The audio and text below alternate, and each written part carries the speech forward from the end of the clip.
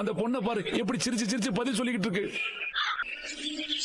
எனக்கு என்னமோ 2 பேரும் சேர்ந்து வாழ்ந்துட்டாங்கன்னு தோணுதுமா. நம்ம முன்னாடி நடிக்கலாம் இல்ல, 2 பேரும் உயிருக்கு உயிரா வாழ்ந்துகிட்டு இருக்காங்க. இருக்கிறத சொன்ன ராதிகா, அது ஏன் முறைக்கிற? பேய் மாதிரி பாக்குறா. ஹலோ அரவிந்த். ஸ்வேதா, எதுவும் பிஸியா இருக்கீங்களா? அதெல்லாம் ஒண்ணும் இல்ல, பரவாயில்ல சொல்லுங்க. நான் புதுசா என்னங்க சொல்ல போறேன். வழக்கம் போல ஷாலினி விஷயத்தை பத்தி பேசுறதுக்காக தான் கால் பண்ணேன். என்னால ஷாலினி கிட்ட பேசாம இருக்க முடியல ஸ்வேதா. அவங்க அப்படி என்ன வெறுத்து ஒதுக்குறது ரொம்ப கஷ்டமா இருக்கு ஸ்வேதா. எங்க அம்மாக்கும் அவங்க அம்மாக்கும் சண்டைனா அதுக்கு நான் என்னங்க பண்ணுவேன் சொல்லுங்க? நான் உண்மையா ஷாலினிய அவ்வளவு சின்சியரா லவ் பண்றேங்க. நீங்க தான் இதை எப்படியாவது ஷாலினி கிட்ட எடுத்து சொல்லி எங்க 2 பேரும் சேர்த்து வைக்கணும். அரவிந்த், ஷாலினியும் உங்களை லவ் பண்ணாம இல்ல அரவிந்த். சொல்ல போனா நீங்க எவ்வளவு அவளை லவ் பண்றீங்களோ அதை விட அதிகமாவே ஷாலினி உங்களை லவ் பண்றா.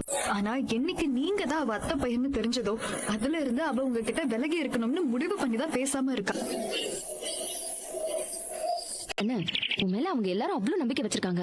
படிக்கிறதுல மட்டும் கவனத்தை செலுத்து, தேவையில்லாம வேற எதுலயும் கவனத்தை செலுத்தி நீயே உன் வாழ்க்கையை அழிச்சுக்காது. நான் அவ்வளவுதான் சொல்லுவேன். மறுபடியும் இந்த மாதிரி உன்னை பத்தி ஏதாவது தெரிய வந்துச்சு அப்புறம் நான் சும்மா இருக்க மாட்டேன். நான் நேரா அத்தை கிட்ட போய் இந்த விஷயத்த சொல்லிடுவேன். ஜாக்கிரதையா இருந்துக்க.